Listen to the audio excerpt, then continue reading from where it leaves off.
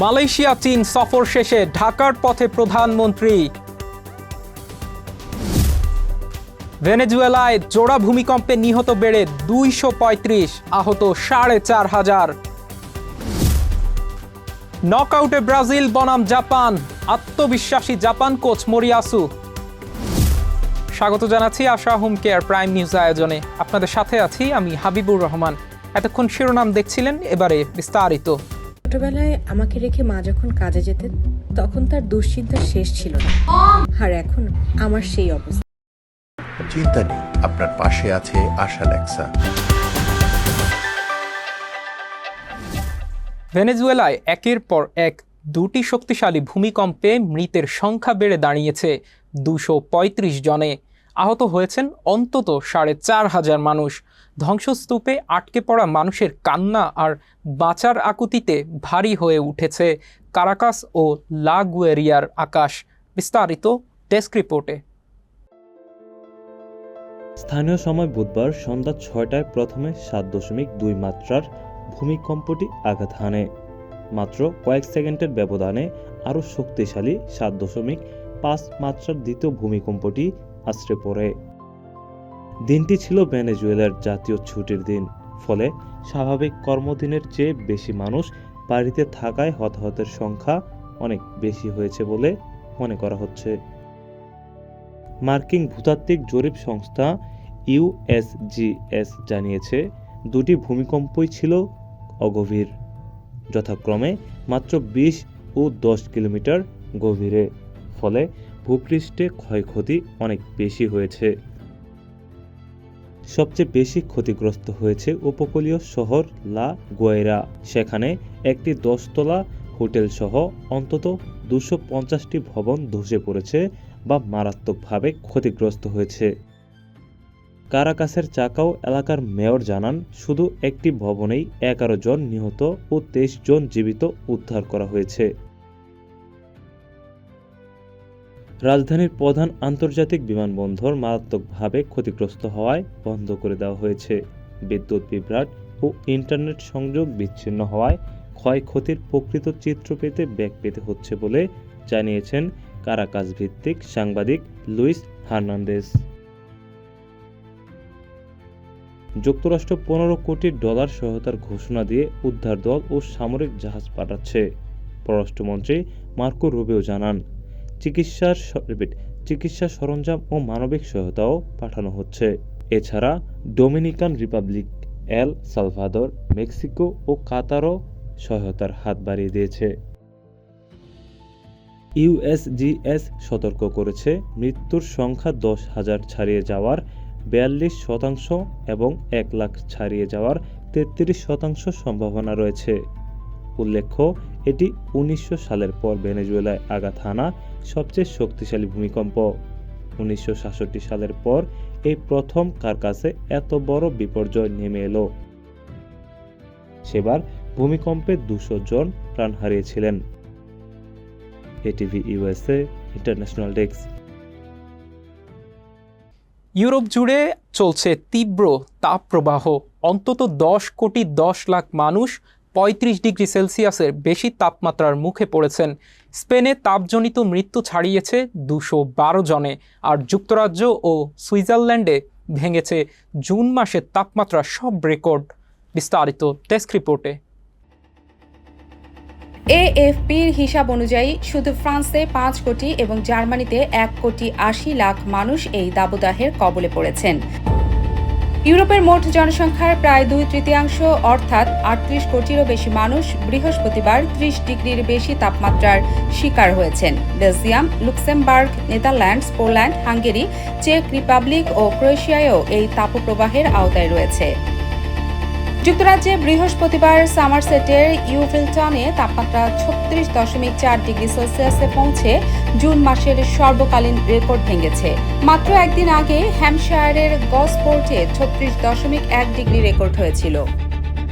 সুইজারল্যান্ডের বাসেলে বৃহস্পতিবার তাপমাত্রা 38 ডিগ্রিতে উঠে 80 বছর পুরনো রেকর্ড ভেঙে দিয়েছে। ফ্রান্সের পরিস্থিতি অত্যন্ত উদ্বেগজনক। দেশের 3/4 এলাকায় চরম তাপপ্রবাহের লাল সতর্কতা জারি করা হয়েছে। ব্রিটানি অঞ্চলে তাপজনিত যন্ত্র বিভ্রাটে হাজার হাজার পরিবার বিদ্যুৎহীন হয়ে পড়েছে। প্যারিসের উপকণ্ঠে গাড়িতে আটকে 3 বছর বয়সী এক শিশুর মৃত্যু হয়েছে। এ সপ্তাহে এটি তৃতীয় এ ধরনের শিশু মৃত্যু। স্পেনে রবিবার থেকে বুধবার পর্যন্ত মাত্র 4 দিনে তাপজনিত মৃত্যু হয়েছে 212 জনের। দেশটিতে সোমবার ও মঙ্গলবার 1950 সালের পর জুনের সর্বোচ্চ দৈনিক গড় তাপমাত্রার রেকর্ড হয়েছে। উত্তর স্পেনের ক্যান্টাব্রিয়া ও বাক্স অঞ্চলেও তাপমাত্রা 40 ডিগ্রি ছাড়িয়ে গেছে, যা সাধারণত ওই অঞ্চলে দেখা যায় না। বিশেষজ্ঞরা বলছেন, জলবায়ু পরিবর্তনের কারণে এ ধরনের তাপপ্রবাহ ক্রমেই আরও তীব্র ও দীর্ঘস্থায়ী হচ্ছে। স্পেনে গত বছর মে থেকে সেপ্টেম্বর পর্যন্ত তাপজনিত মৃত্যু হয়েছিল 3,832 জনের, যা আগের বছরের তুলনায় 87.6% বেশি। ATV USA news desk. সামাজিক যোগাযোগ মাধ্যমে অবৈধ অভিবাসনকে উৎসাহিত করা এবং বিভ্রান্তিকর তথ্য ছড়ানোর অভিযোগে এক বাংলাদেশি যুবককে গ্রিস থেকে বহিষ্কারের নির্দেশ দিয়েছে দেশটির সরকার। বিস্তারিত ডেস্ক রিপোর্টে। অভিযুক্ত যুবকের নাম মোহাম্মদ হাসান, বাড়ি মৌলভীবাজার জেলায়। তিনি গত 3 থেকে 4 বছর ধরে গ্রিসে বসবাস করছিলেন। সম্প্রতি গ্রিসের ঐতিহাসিক শহর নাফলিও থেকে তার একটি ভিডিও ভাইরাল হয়। সেখানে তিনি বলেন, যাদের কাগজপত্র নেই তাদের চিন্তার কারণ নেই। এখানে 50 বছর থাকলেও পুলিশ আসবে না। ভিডিওটি গ্রিসের জাতীয় টেলিভিশন ও শীর্ষ সংবাদপত্রে প্রচারিত হলে দেশ জুড়ে তোলপাড় সৃষ্টি হয়। গ্রিসের অভিবাসন ও আশ্রয় বিষয়ক মন্ত্রী থানোস লেভরিজ বলেন, এই ধরনের ভিডিও মানব পাচারকারী চক্রের হাতিয়ার হিসেবে ব্যবহৃত হয়, যারা বৈধভাবে থাকার সুযোগ পেয়েও দেশের আইনকে উপহাস করে তাদের গ্রিসে থাকার অধিকার নেই। গ্রিক সংবাদপত্র দিমোত্রাত্রিয়ার প্রতিবেদনে বলা হয়েছে, গত 16 মাসে প্রায় 6,000 বাংলাদেশি গ্রিসে আশ্রয়ের আবেদন করেছেন, অথচ ফেরত পাঠানো হয়েছে মাত্র 110 জনকে। এই সুযোগে দালাল ও পাচারকারী চক্র টিকটক, ইনস্টাগ্রাম ও টেলিগ্রামে অবৈধ রুটের বিজ্ঞাপন দিচ্ছে। ঘটনাটি গ্রিসে বসবাসরত বাংলাদেশি কমিউনিটিতে আতঙ্ক ছড়িয়েছে। প্রবাসীরা বলছেন, মুষ্টিমেয় কিছু মানুষের সস্তা জনপ্রিয়তার নেশায় 10,000-এরও বেশি বৈধ বাংলাদেশি সহ পুরো কমিউনিটির সম্মান ক্ষুণ্ণ হচ্ছে। গ্রিক সংবাদ মাধ্যমগুলো বলছে, এই বহিষ্কারাদেশ আসলে অবৈধ অভিবাসন ও উস্কানিমূলক প্রচারণার বিরুদ্ধে গ্রিক সরকারের একটি কঠোর সতর্কতা। ATV USA international desk. এবার ছোট্ট একটা বিরতি নিচ্ছি, ফিরে এসে থাকছে। লক্ষ্মীপুরে মা ও 3 মেয়েকে হত্যা, প্রতিবেশীকে কলের মিস্ত্রি পরিচয় দেন অভিযুক্ত অন্তর। ব্যস্ততার কারণে বাবা মার সঠিক যত্ন নিতে পারছিলাম না। তারপর সন্ধান পেলাম আশা হোম কেয়ারে। আশা হোম কেয়ার, ভালোবাসার পরশে প্রবীণদের পাশে।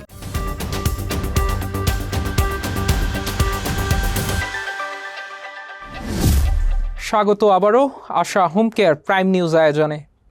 মালয়েশিয়া ও চীন সফর শেষে দেশে ফিরছেন প্রধানমন্ত্রী তারেক রহমান ও তার স্ত্রী ডাক্তার জুবাইদা রহমান। 6 দিনের রাষ্ট্রীয় সফর শেষ করে শুক্রবার স্থানীয় সময় বিকেল 5টায় চায়না সাউদার্ন এয়ারলাইন্সের একটি বাণিজ্যিক ফ্লাইটে বেইজিং দাসিং আন্তর্জাতিক বিমানবন্দর ত্যাগ করেন তারা। এই ফ্লাইটের রাত 8টার দিকে প্রধানমন্ত্রীর ঢাকায় পৌঁছানোর কথা রয়েছে। বেইজিং সফরের শেষ দিনে প্রধানমন্ত্রীকে বিদায় জানান চীনের প্রেসিডেন্টের বিশেষ দূত ইউ শিয়াওং। এর আগে রাষ্ট্রীয় অতিথি ভবন তিয়াও ইউথাই থেকে সফর সঙ্গীদের নিয়ে তিনি বিমানবন্দরে পৌঁছান।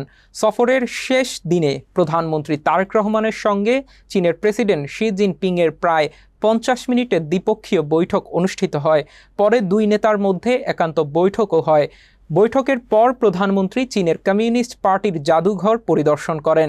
এদিন সকালে তিনি তিয়েনআনমেন স্কয়ারে Monument to the People's Heroes এ পুষ্পস্তবক অর্পণের মাধ্যমে চীনের বিপ্লবী বীরদের প্রতি শ্রদ্ধা জানান। পরে ন্যাশনাল পিপলস কংগ্রেসের স্থায়ী কমিটির চেয়ারম্যান জাও লে চির সঙ্গে সৌজন্য সাক্ষাৎ করেন। জুয়া ও মাদকমুক্ত দেশ গড়তে কাজ করছে সরকার বলে জানিয়েছেন স্বরাষ্ট্রমন্ত্রী সালাউদ্দিন আহমদ। শুক্রবার সকালে রাজধানীর ওসমানী স্মৃতি মিলনায়তনে মাদকদ্রব্যের অপব্যবহার ও অবৈধ পাচার বিরোধী আন্তর্জাতিক দিবসে তিনি একথা জানান। স্বরাষ্ট্রমন্ত্রী বলেন, আগামী 2-1 দিনের মধ্যে মাদক প্রতিরোধ আইন সংশোধনী সংসদে উপস্থাপন করা হবে। তিনি বলেন, আধুনিক যুগে পুরাতন আইন দিয়ে মাদক নিয়ন্ত্রণ সম্ভব নয়, দরকার নতুন আইন করা। কেবল আইন করে নয়, আইন প্রয়োগের পাশাপাশি প্রতিরোধী সর্বোচ্চ উপায়।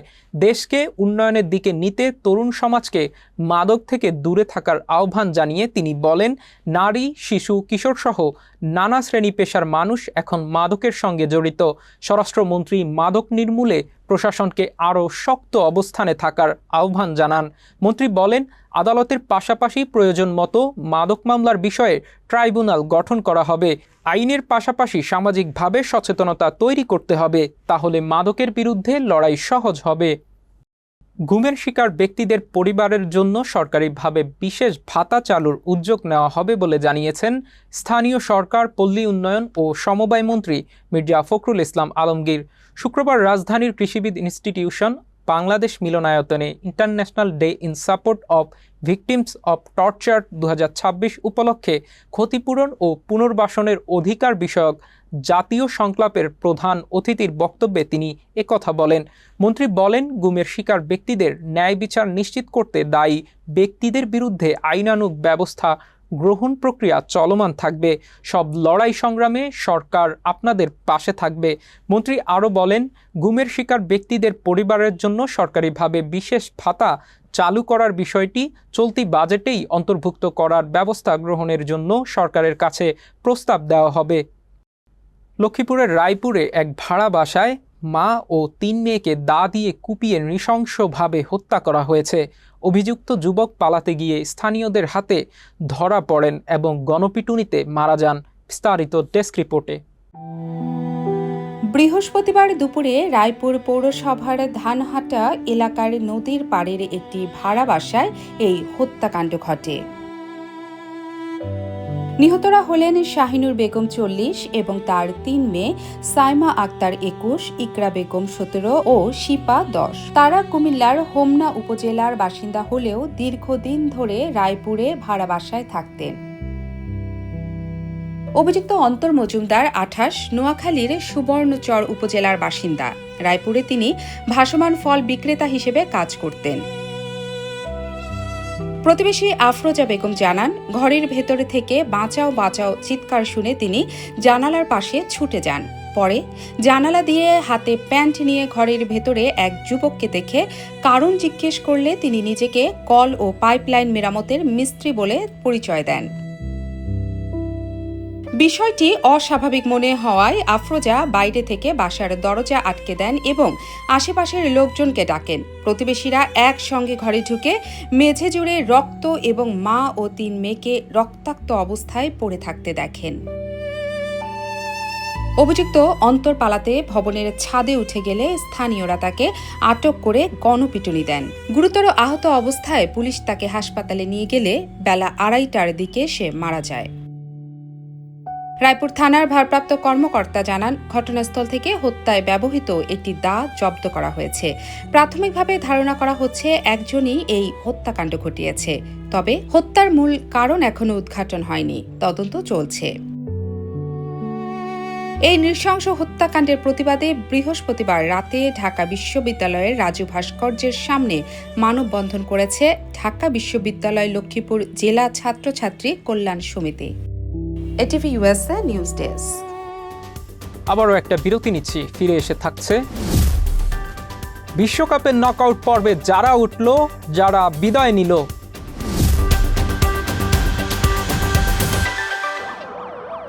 আমি যদি মিথ্যে বলতাম তাহলে আমার ছেলেটা কি শিখত? বাবা, সব সময় সাদাকে সাদা এবং কালোকে কালো বলি। সাপ্তাহিক সাদা কালো, আমরা সাদাকে সাদা, কালোকে কালো বলি।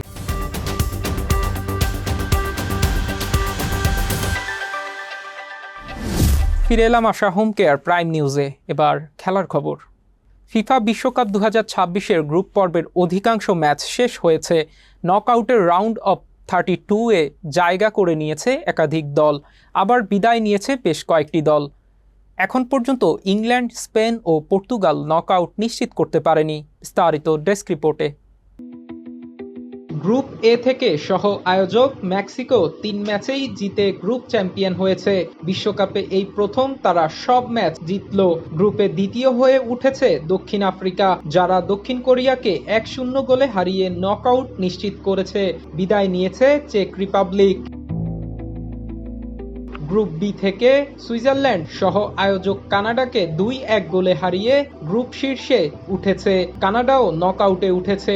এটি তাদের ইতিহাসে প্রথমবার। উল্লেখ্য, কানাডা এই বিশ্বকাপে সাবেক আয়োজক কাতারকে 6-0 গোলে হারিয়ে ইতিহাস গড়েছে। তৃতীয় স্থান থেকে নকআউটে উঠেছে বসনিয়া ও হার্জেগোভিনা। বিদায় নিয়েছে কাতার।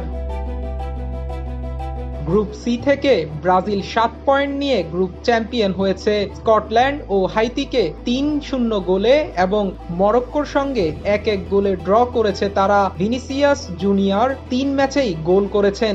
দ্বিতীয় হয়ে উঠেছে মরক্কো, যারা 4 বছর আগে কাতার বিশ্বকাপে আফ্রিকার প্রথম দল হিসেবে সেমিফাইনালে উঠেছিল। বিদায় নিয়েছে হাইতি। গ্রুপ ডি থেকে সহ আয়োজক যুক্তরাষ্ট্র অস্ট্রেলিয়াকে 2-0 গোলে হারিয়ে নকআউট নিশ্চিত করেছে। বিদায় নিয়েছে তুরস্ক। গ্রুপ ই থেকে জার্মানি শেষ ম্যাচে ইকুয়েডরের কাছে 2-1 গোলে হেরেও গ্রুপ শীর্ষে থেকে নকআউটে উঠেছে। তারা প্রথম ম্যাচে কুরাসাওকে 7-1 গোলে উড়িয়ে দিয়েছিল। দ্বিতীয় হয়েছে আইভরি কোস্ট, যারা প্রথমবারের মতো বিশ্বকাপের নকআউটে উঠেছে। তৃতীয় হয়ে ইকুয়েডরও নকআউটে জায়গা করে নিয়েছে। বিদায় নিয়েছে কুরাসাও।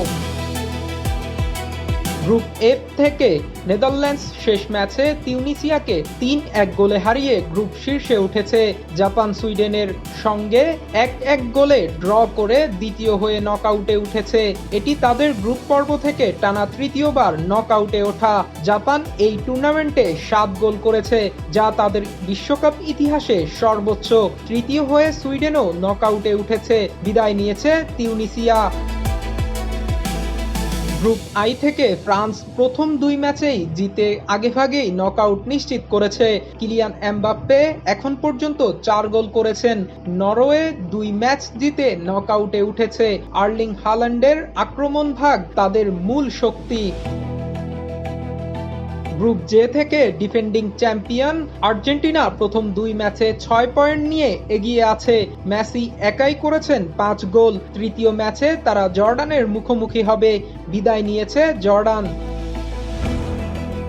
গ্রুপ কে থেকে কলম্বিয়া কঙ্গোকে 1-0 গোলে হারিয়ে নকআউটে উঠেছে। পর্তুগালের বিপক্ষে ড্র করলেই গ্রুপ শীর্ষ নিশ্চিত হবে তাদের। গ্রুপ এল থেকে বিদায় নিয়েছে Panama. ATV USA news desk. সুইডেনের সঙ্গে 1-1 গোলে ড্র করে বিশ্বকাপের গ্রুপ পর্ব পেরিয়েছে জাপান।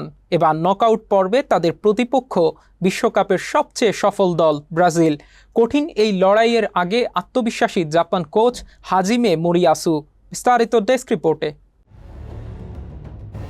ডালাসে সুইডেনের বিপক্ষে ম্যাচের 56 মিনিটে রিৎসুদোয়ানের পাস থেকে দাইজেন মায়েদা গোল করে জাপানকে এগিয়ে নেন। তবে 6 মিনিট পরেই অ্যান্থনি অ্যাঙ্গালার কার্লিং শটে সমতায় ফেরে সুইডেন। ড্র হলেও দ্বিতীয়ার্ধে গোলকিপার জিওন সুজুকির 1-এর পর 1 দুর্দান্ত সেভে পয়েন্ট ধরে রাখে জাপান। 5 পয়েন্ট নিয়ে গ্রুপে দ্বিতীয় হয়ে নকআউটে জায়গা করে নেয় তারা। ম্যাচ শেষে মোরিয়াসু বলেন, তৃতীয় হয়ে অন্য দলের উপর নির্ভর করে পরের পর্বে যাওয়ার চেয়ে এই ফলাফল অনেক ভালো। আমরা নিজেদের শক্তিতেই গ্রুপ এড়িয়েছি। নকআউটের প্রতিপক্ষ ব্রাজিল সম্পর্কে মোরিয়াসু বলেন, ব্রাজিলের বিপক্ষে খেলাটা জাপানের ফুটবলের উন্নয়নের জন্য অত্যন্ত ভালো একটি অভিজ্ঞতা হবে। প্রতিপক্ষ শক্তিশালী, তবে আমাদেরও জেতার সুযোগ আছে। উল্লেখ্য, গত বছর টোকিওতে একটি প্রীতি ম্যাচে জাপান ব্রাজিলকে হারিয়েছিল। সেই প্রসঙ্গ টেনে মোরিয়াসু বলেন, ব্রাজিল এবার আরও অনুপ্রাণিত থাকবে। ব্যক্তিগতভাবে আমি সেই সিরিয়াস ব্রাজিলের বিরুদ্ধে খেলার সুযোগটি উপভোগ করতে চাই। এদিকে ব্রাজিল 7 পয়েন্ট নিয়ে গ্রুপ চ্যাম্পিয়ন হয়ে নকআউটে এসেছে। স্কটল্যান্ড ও হাইতিকে 3-0 গোলে হারিয়েছে তারা। ভিনিসিয়াস জুনিয়র 4 গোল নিয়ে নরওয়ের আর্লিং হালান্ড ও ফ্রান্সের কিলিয়ান এমবাপের সঙ্গে যৌথভাবে গোল্ডেন বুট রেসে দ্বিতীয় স্থানে রয়েছেন। এক ব্রাজিলিয়ান সাংবাদিক সরাসরি প্রশ্ন করেন, জাপান কি আন্ডারডগ? মোরিয়াসু এক চুলো পিছু হটেননি। তিনি বলেন, আগে হয়তো ব্রাজিল জাপানকে সহজ প্রতিপক্ষ মনে করত, কিন্তু এখন তারা জানে আমরা সহজ নই। এটাই জাপানের ফুটবলের অগ্রগতির প্রমাণ। Rashed Bappi, ATV USA. শেষ করার আগে থাকছে বিনোদনের খবর। গোল করা যার পেশা, সিরিজ দেখা যার নেশা। মাঠের বাইরে নেইমার ঠিক এমনই। অনুশীলন আর ম্যাচের ব্যস্ততার মাঝেও ওটিটি প্ল্যাটফর্মে নিয়মিত ডুব দেন এই ব্রাজিলিয়ান তারকা। বিভিন্ন সাক্ষাৎকারে তিনি নিজেই জানিয়েছেন পছন্দের সিরিজের কথা। বিস্তারিত ডেস্ক রিপোর্টে। তালিকার শুরুতেই রয়েছে গেম অব থ্রোনস। ফ্যান্টাসি ঘরানার এই মহাকাব্যিক সিরিজটি নেইমারের অল টাইম ফেভারিট। গল্প, চরিত্র সবকিছুই তাকে টানত। অবসরে সিরিজের নতুন পর্বের জন্য অপেক্ষায় থাকতেন তিনি। এরপরেই রয়েছে স্প্যানিশ ক্রাইম সিরিজ মানি হাইস্টস। ব্যাংক ডাকাতির এই রোমাঞ্চকর গল্পের এতটাই ভক্ত ছিলেন নেইমার যে সিরিজটির 3য় সিজনে মঞ্চে জোয়াও নামের এক সন্ন্যাসীর চরিত্রে ক্যামিওতেও অভিনয় করেছিলেন তিনি। তালিকায় আরও রয়েছে নেটফ্লিক্সের ব্লকবাস্টার স্ট্রেঞ্জার থিংস। 80-র দশকের প্রেক্ষাপটে তৈরি এই সায়েন্স ফিকশন ও হরর সিরিজের টান টান উত্তেজনা আর রহস্যময় গল্প নেইমারকে বিশেষভাবে টেনেছে। সাইকোলজিক্যাল থ্রিলার ঘরানার ইউ সিরিজটিও নেইমারের বিশেষ পছন্দের। ভালোবাসার নামে চরম আসক্তি আর মানুষের মনের অন্ধকার দিক নিয়ে তৈরি এই সিরিজটি নেটফ্লিক্সের অন্যতম জনপ্রিয় সিরিজ। থ্রিলার ও ক্রাইম ড্রামার প্রতি বিশেষ দুর্বলতার কারণে নেইমারের তালিকায় রয়েছে দ্য ব্ল্যাকলিস্টও। সাবেক সরকারি এজেন্টের FBI এর সঙ্গে মিলে বিশ্বের সবচেয়ে বিপজ্জনক অপরাধীদের ধরার এই রোমাঞ্চকর গল্প তাকে বিশেষভাবে মুগ্ধ করেছে। মেসি প্রিয় সিরিজও যে গেম অব থ্রোনস সেটি আগেই জানা গেছে। এবার জানা গেল ব্রাজিলের নেইমারেরও অন্যতম প্রিয় এই একই সিরিজ। মাঠের দুই প্রতিদ্বন্দ্বী তারকার বিনোদনের পছন্দের এই মিল নিয়ে ফুটবল প্রেমীদের মধ্যে তৈরি হয়েছে ব্যাপক কৌতূহল। এটিভি ইউএসএ বিনোদন ডেস্ক। আশা হোম কেয়ার প্রাইম নিউজ শেষ করার আগে শিরোনামগুলো আরও একবার। মালয়েশিয়া চীন সফর শেষে ঢাকার পথে প্রধানমন্ত্রী। ভেনেজুয়েলায় জোড়া ভূমিকম্পে নিহত বেড়ে 235, আহত 4,500। নকআউটে ব্রাজিল বনাম জাপান, আত্মবিশ্বাসী জাপান কোচ মোরিয়াসু। এতক্ষণ আশা হোম কেয়ার প্রাইম নিউজ আয়োজনে আমাদের সাথে থাকার জন্য ধন্যবাদ। এটিভি ইউএসএ দেখতে ডাউনলোড করুন অ্যাপ, চোখ রাখুন এটিভি ইউএসএ ফেসবুক পেজ ও ইউটিউব চ্যানেলে। থাকুন এটিভি ইউএসএর সাথে, থাকুন সংবাদে, সংস্কৃতিতে, বিশ্বজুড়ে বাঙালিয়ানায়।